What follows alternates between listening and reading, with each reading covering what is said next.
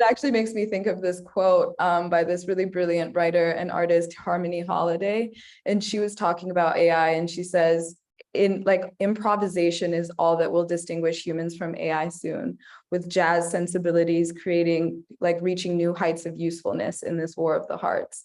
And so in the spirit of building atop that, I would say, right now, the answer or the speculation that I have in response to what personhood is I think personhood is the sum of our longings and our curiosities and our desires. Then around 2018, I started to learn more about surveillance capitalism, and I was observing how this shift from a chronological feed to an algorithmically driven feed was changing the things that people were sharing online, the ways that they were showing up, and how they were curating and sculpting their profiles.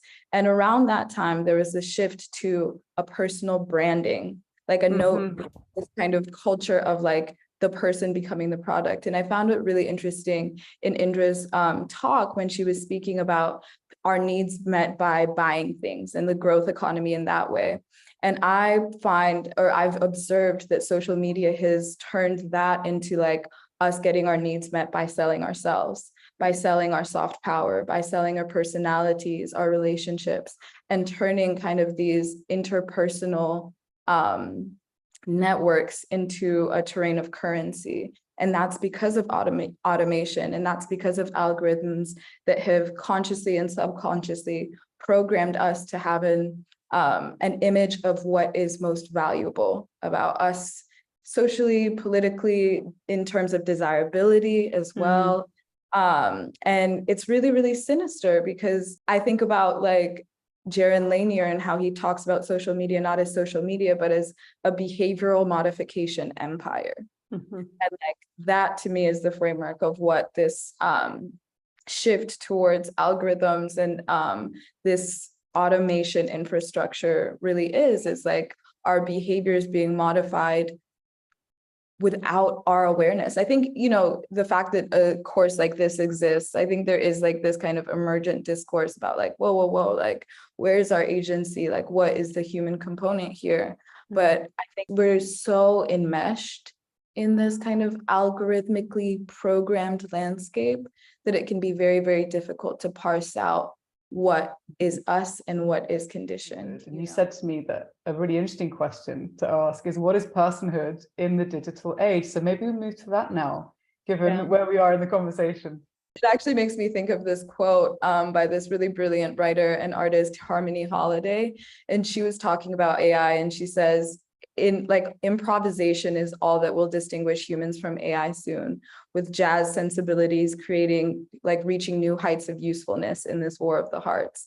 And so in the spirit of building atop that, I would say right now, the answer or the speculation that I have in response to what personhood is I think personhood is the sum of our longings and our curiosities and our desires.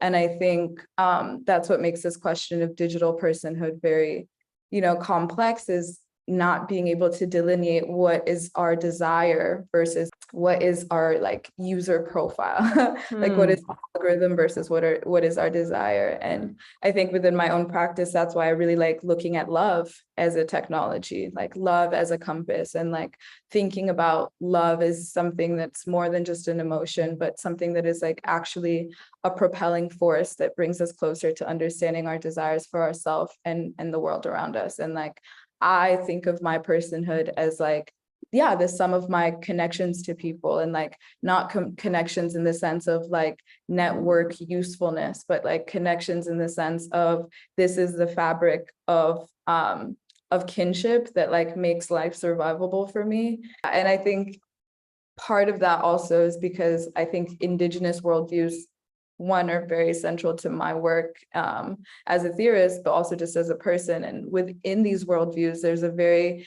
thin and perhaps even non-existent barrier between the I and the we. And so the personhood does not exist outside of the context of the connections that inform it.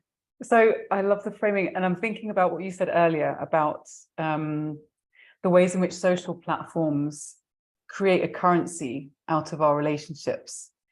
And that it also in some ways, I think, dilutes our ideas about what friendship means, what, you know, if you think about friend button on Facebook, whatever, that there's something around the dilution of what relationships mean and where the real meaning and value and richness of life and relationships are to be found.